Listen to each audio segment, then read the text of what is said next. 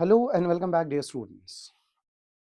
In today's video, we are going to discuss about JEE Mains 2026 जो अभी हमारा continuation में चल रहा है और इसके शिफ्ट्स 21, 22, 23 ये शिफ्ट्स हो चुके हैं हमारे पास। इसमें हमारे पास जो क्वेश्चंस आ चुके हैं स्टूडेंट्स की तरफ से, उन कुछ क्वेश्चंस फिजिक्स के डिस्कस करेंगे। 2026 की अगर हम बात करें जेई की, comparatively to 2025 it was bit calculative. Chemistry की स्पेसिफिकली बात करें तो किसी किसी शिफ्ट में फिजिक्स बहुत मॉडरेट टू इजी आई है, किसी किसी शिफ्ट में मैथ्स बड़ी टफ आई है, tough in the sense calculative आई है। तो अगर हम इस 2026 की बात करें, 26 की बात करें तो हम कुछ क्वेश्चंस यहाँ पे हैं हमारे पास, उनको डिस्कस करेंगे। तो ये क्वेश्चंस प्योरली मेमोरी बेस्ड हैं जो क्वेश्चंस हमारे पास आए हैं। तो अगर हम पहले क्वेश्चंस को देखें, पहले क्वेश्चन कह रहा है कि डिटरमाइन या find the dimensions of epsilon not E divided by T. देखिए हर साल एक क्वेश्चन, नीट हो चाहे जेई हो, हर साल एक क्वेश्चन आता है एंड वन क्वेश्चन मैटर्स। तो डायमेंशन एनालिसिस पे अच्छा खासा ग्रिप बनाए। Epsilon not E divided by T, epsilon not आप जानते हो it is the permittivity, electric permittivity of free space, E is the electric field, T is the time. अगर हम इलेक्ट्रिक फील्ड की बेसिक डेफिनेशन देखें, it is E is equal to K Q divided by R square. So E is equal to के is nothing divided 1 divided by 4 pi epsilon not Q divided by R square. इन दो quantities को multiply कीजिए, E multiplied by epsilon not Q divided by R square, right. तो यहां से निकल के आ जाएगा E multiplied by epsilon not, Q की वैल्यू हो जाएगी A into T by current की definition I is equal to Q by T divided by L square. ये डायमेंशन आया epsilon not multiplied by E, लेकिन हमारे पास epsilon not E divided by T का है। तो मैं अगर यहाँ से T डिवाइड कर लूँ, यहाँ से भी T डिवाइड होगा, T से T cancel, so we are going to get a L to the power minus 2. So this is the basic one of the question from the dimension analysis. Now moving to this question, the question is I guess from it's from EMI. The question is, जब हमने switch को close कर दिया, देखिए eight given time या full complete time के लिए basic simple सा क्वेश्चन है कि हमें रीडिंग ऑफ एमीटर बतानी। ये एमीटर है, ये हमारे पास रेजिस्टर है, ये हमारे पास हेनरी में दैट इज इट्स इंडक्टर, ये भी इंडक्टर है, ये रेजिस्टर है। हमें बतानी है कि रीडिंग कितनी है एमीटर की। तो अगर हम जाने, जब भी स्विच को मैंने क्लोज कर दिया, तो स्विच क्लोज करने के बाद जो इंडक्टर्स हैं, इंडक्टर्स हो जाते हैं शॉर्ट, या मैं कह दूं सर्किट कर दो ओपन। तो अगर मैं इसका इफेक्टिव सर्किट अब बना लूं, सो इसका इफेक्टिव सर्किट विल बी ए, ये यहाँ पे हमारा बैटरी, तो ये वाला हो जाएगा ओपन, ये वाला रेजिस्टेंस वहीं रह जाएगा and this will be also open. तो यहाँ पे बनेगा 9 ओम।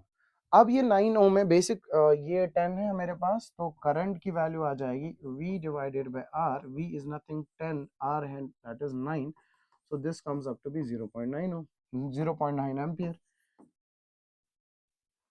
So now moving to the next question, the next question is from in an organ pipe, open organ pipe, third and sixth harmonic, okay, wave से question है, instrument से। तो यहाँ पे क्या बोला गया है, sixth and third harmonic differ by, sixth और जो थर्ड हार्मोनिक है हमारे पास, दे डिफर बाय 3200 हर्ट्ज।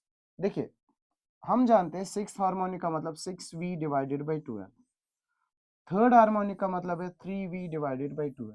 इनका डिफरेंस गिवन है, इनका डिफरेंस गिवन है कितना, दैट इज 3200, और V is the speed of sound given over here.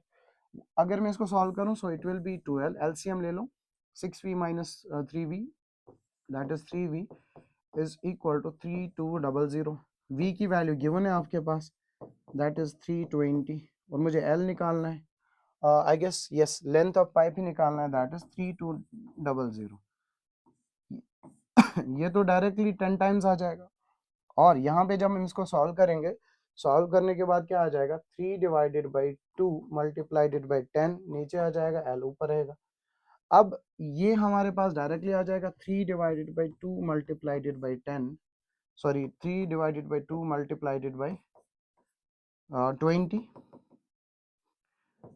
Is equal to L। अब डिपेंड करता है अगर सेंटीमीटर में गिवन है, मीटर में गिवन है, कैसे गिवन है। अगर सेंटीमीटर में गिवन है तो we will multiply it by 100 in order to get the desired answer. So this will be simply हमारा लेंथ की वैल्यू कितनी आ जाएगी 15 centimetre. But few students were saying it was given in mm. अगर mm में given है तो 10 से और मल्टीप्लाई कर दीजिए, we will get 150 as the answer. Now उसके बाद हमारे पास क्वेश्चन है, अच्छा क्वेश्चन है, इलेक्ट्रोस्टैटिक्स से है. हमारे पास 3 आइडेंटिकल बबल्स हैं, ईच के पास चार्ज क्यू है. कलर चेंज कर देते हैं. कल चार्ज क्यू है, ये कंबाइन करते हैं टू फॉर्म वन बबल. अब आपसे पूछा जा रहा है V I by V F. V I is initial potential, V F is the final potential. देखिए एक कॉन्सेप्ट आपने फ्लूइड मैकेनिक्स में पढ़ा है, अगर हमें रिजल्टेंट रेडियस निकालना होगा जब बबल्स कॉइल्स हो जाते हैं, कंबाइन हो जाते हैं, उसके लिए हम फाइनली ये लिखते हैं n 1/3 मल्टीप्लाइड बाय r. क्योंकि जब बबल्स मिल जाते हैं वहां पे क्या रहता है, यहाँ पे चार्ज कंजर्वेशन तो होगा क्योंकि हम इलेक्ट्रोस्टैटिक्स का कॉन्सेप्ट कर रहे हैं.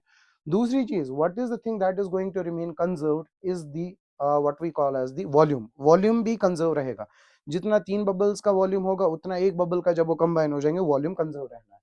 तो वॉल्यूम कंजर्वेशन लगाने के बाद we are going to get this n is कितने ड्रॉप्स कंबाइन हुए. देखिए अगर आप इस क्वेश्चन को देखें, इस क्वेश्चन में बोला क्या जा रहा है कि हमारे पास 3 बबल्स थे, ठीक. ये 3 बबल्स कंबाइन हो चुके हैं और इन्होंने एक बड़ा सा बबल बनाया. इसका लेट्स से स्मॉल r है radius, we can take charge है इसके पास q, इसके पास भी r है रेडियस, चार्ज है q, इसके पास है r रेडियस q. अब इसका रेडियस कितना हो जाएगा, let it be capital R, volume conserve रहेगा. अब इसके पास चार्ज कितनी हो जाएगी, दैट इज 3q. सिंपल है. अब ऑप्शंस तो हमारे पास है नहीं, अकॉर्डिंगली हम सॉल्व करेंगे. तो अगर मैं यहाँ पे v पोटेंशियल को निकालूं, v is nothing that is k q divided by r. Small r पहले था, सबका पोटेंशियल सेम क्योंकि सबका रेडियस सेम है तो q भी सेम है. उसके बाद जब फाइनली ये कंबाइन हुए पोटेंशियल चेंज हो जाएगा k. अब इनका चार्ज q नहीं 3q रह जाएगा divided by capital R.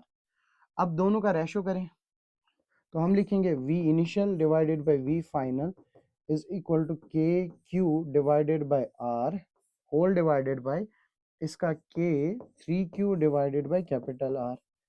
k से k कैंसिल, q से q कैंसिल. अब मुझे बताइए इस r के बदले में क्या लिखूंगा. r हम जानते हैं r is nothing but n 1/3 times small r. ठीक.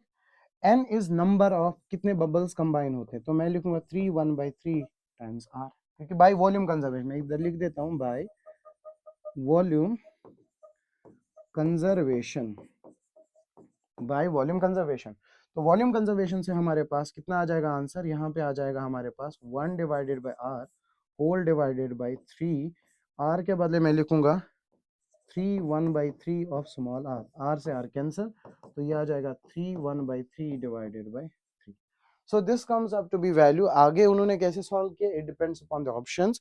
तो यहाँ पे बेसिक कॉन्सेप्ट ये था कि आपको पोटेंशियल का फॉर्मूला पता होना चाहिए. दूसरी चीज आपको वॉल्यूम कंजर्वेशन का कॉन्सेप्ट होना चाहिए. यहाँ पे दो कॉन्सेप्ट्स लगे, एक लगा यहाँ पे वॉल्यूम कंजर्वेशन का,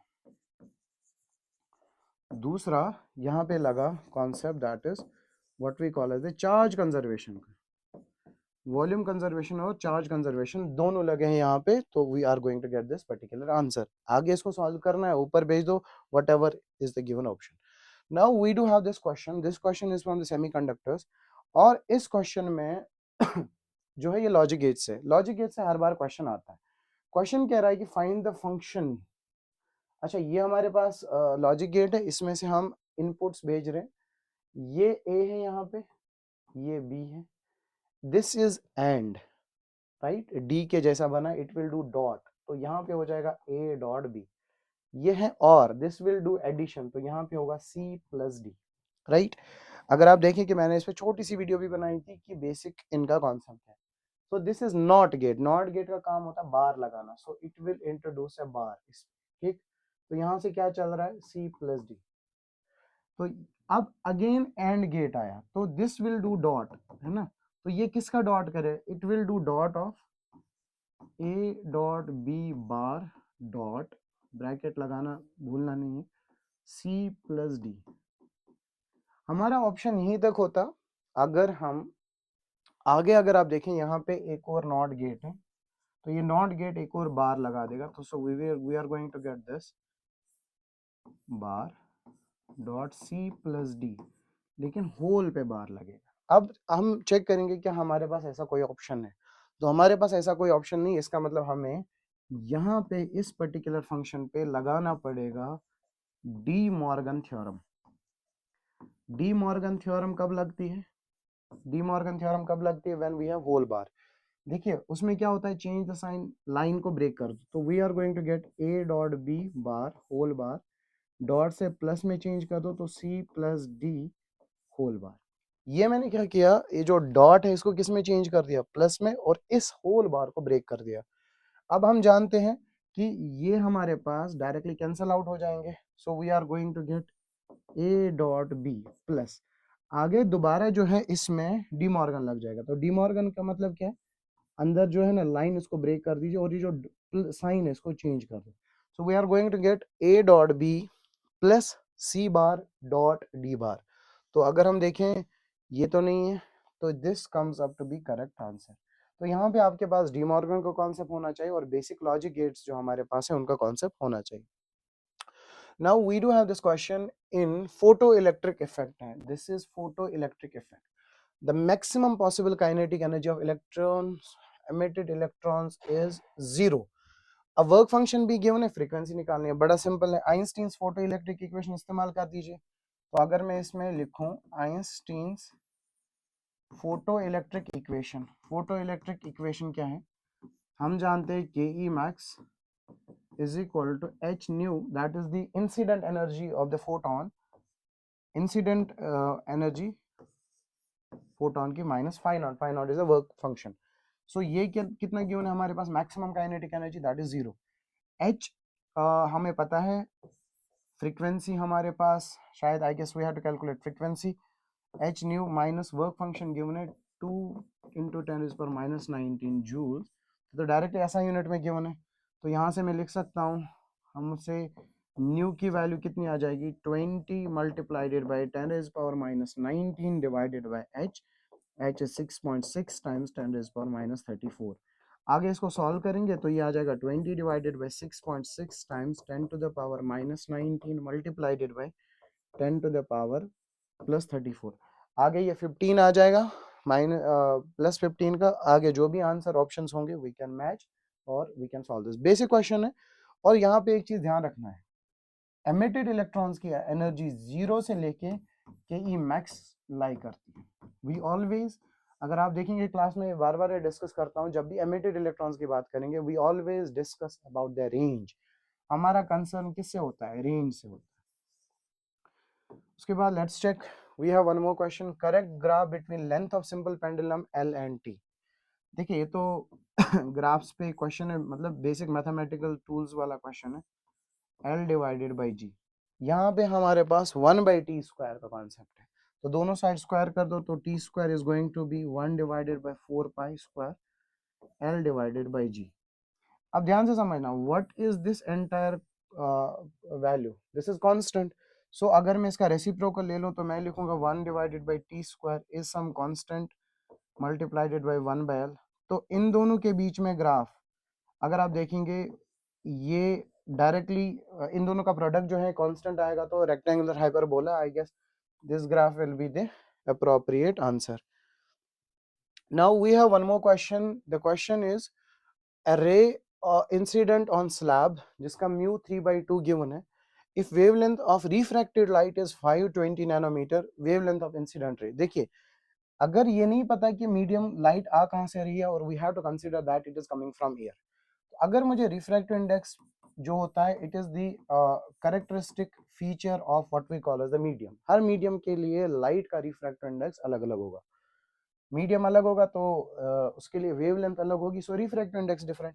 तो म्यू तो मेरे पास गिवन है, ये तो रिफ्रैक्टेड लाइट मीडियम में गिवन है, तो यहाँ से मैं इजीली लैम्डा नॉट निकाल सकता हूँ, mu multiplied by lambda and I am going to get the answer. ये तो बड़ा सिंपल क्वेश्चन है, from the refraction of light. उसके बाद वी हैव दिस क्वेश्चन, ये क्वेश्चन इसमें आई गेस जितना मुझे याद है इसमें एंगल ऑफ इंसिडेंस पूछा है। अच्छा, ये जो ये लाइट है रिफ्रैक्टेड के बाद बिल्कुल ऐसे जाना, इसको हम बोलते हैं ग्रेजिंग इमर्जेंस। ग्रेजिंग इमर्जेंस के लिए जो है कितना एंगल ऑफ इंसिडेंस होना चाहिए, यहाँ पे अगर मैं लिख दूं, इसमें you are suppose to calculate I guess I निकालना है एंगल ऑफ इंसिडेंस, ये आई निकालना है सो दैट कि इमर्जेंस हो जाए। देखिए इसमें क्या है, अगर मैं इस क्वेश्चन में देखूं कि ये वाला एंगल ऑफ इमर्जेंस है, तो ई की वैल्यू कितनी है इस क्वेश्चन में, देखिए ई की वैल्यू इसमें कितनी गिवन है, दैट इज 90, और हम जानते हैं ये 90 डिग्री है। हम जानते हैं A is equal to R1 plus R2। A is the angle of prism, और एंगल ऑफ प्रिज्म कैसे डिसाइड होता है इस पे डिटेल में क्लास में हमने बात कर रही है। Now first thing we are suppose to calculate R2। अगर मेरे पास R2 है तो मैं R1 निकालूंगा, अकॉर्डिंगली मैं स्नेल्स लॉ लगाऊं। देखिए पहले मैं लगाऊंगा Snell's law for second face. ऐसा क्वेश्चन शायद नीट 2024 में भी आया था। सेकंड फेस के लिए अगर मैं स्नेल्स लॉ लगा लूं, अब स्नेल्स लॉ तो होता है μ1 sin I is equal to μ2 sin R। अब यहाँ पे क्या होता है, μ1 किसको लेना होता है, जिसमें इंसिडेंट रे प्रेजेंट होगी। जब ये लाइट यहाँ से जा रही है तो ये रे इंसिडेंट होगी, ये रे रिफ्लेक्ट, इसमें एंगल ऑफ इंसिडेंस R2 होगा। इसका रिफ्रैक्ट इंडेक्स कितना है, μ2 sin R2 is equal to, ये बाहर जा रही एयर में, उसका रिफ्रैक्ट इंडेक्स 1, तो यहाँ पे इसका इमर्जेंट एंगल कितना है, 90 sin 90। तो यहाँ से sin R2 is equal to 1 divided by root 2, so R2 comes up to be 45।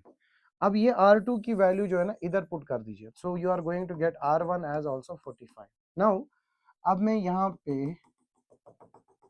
जो है I निकाल सकता हूँ, डायरेक्ट है, तो फॉर फर्स्ट फेस लगाइए Snell's law, for first face. इसके लिए क्या होगा, μ1 कहाँ से आ रही है लाइट, एयर से, that is 1 multiplied by sin I is equal to μ2 कौन सा है इसके लिए, अब प्रिज्म, μ2 मल्टीप्लाइडेड बाय sin 45, कितना है sin 45, और मैं लिख सकता हूँ sin I is equal to root 2, sin 45 is 1 divided by root 2, root 2 cancel, so sin I comes up to be 1, and आप डायरेक्टली यहाँ से निकाल सकते हो आई की वैल्यू कितनी, 90। तो इसका मतलब इस लाइट को भी ऐसे जाना पड़ेगा। तो this is the good question, solvable question था, इजी था। प्रिज्म से कॉन्सेप्ट क्वेश्चंस आते हैं, we can expect few more questions from lens. Now we do have this question, I think this is the last question, just to make the video short, next video I will be coming up with more questions. यहाँ पे पूछा गया है, ये हमारे पास AC से question है कि find the power factor. Power factor देखिए, हम जानते हैं जब हम पावर की फॉर्मूला पढ़ते हैं एसी से, that is ERMS IRMS cos phi। जो ये टर्म है ना, this is nothing but the power factor. अब मुझे cos phi निकालना है, cos phi अगर मैं निकालूं तो डायरेक्टली हम फेजर डायग्राम से निकालते हैं, that comes up to be R divided by Z। R is nothing but the resistance जो हमें यहाँ पे पहचाननी होगी, and Z is the impedance. Impedance कब इस्तेमाल करते हैं, बस क्विकली ये समझ लीजिए, सॉल्वेबल है। अगर मैं एक सर्किट की बात करूं, let's say I am talking about this particular circuit, यहाँ पे मैं बोलूंगा सिर्फ इसमें कैपेसिटेंस यहाँ पे या XL बोल दो, XC बोल दो, इंडक्टिव कैपेसिटेंस। यहाँ पे मैं बोल दूंगा इसमें इंडक्टिव रिएक्टेंस है, सॉरी इंडक्टेंस है। यहाँ पे होगा हमारे पास रेजिस्टेंस। लेकिन जब ये तीनों सर्किट या कोई से भी मिल जाए तो उस टाइम के लिए हम impedance डिस्कस करते हैं, that is the resistance offered by all these current elements. R हम निकाल सकते हैं, आर तो डायरेक्टली हम निकाल सकते हैं, आर की वैल्यू 10 है।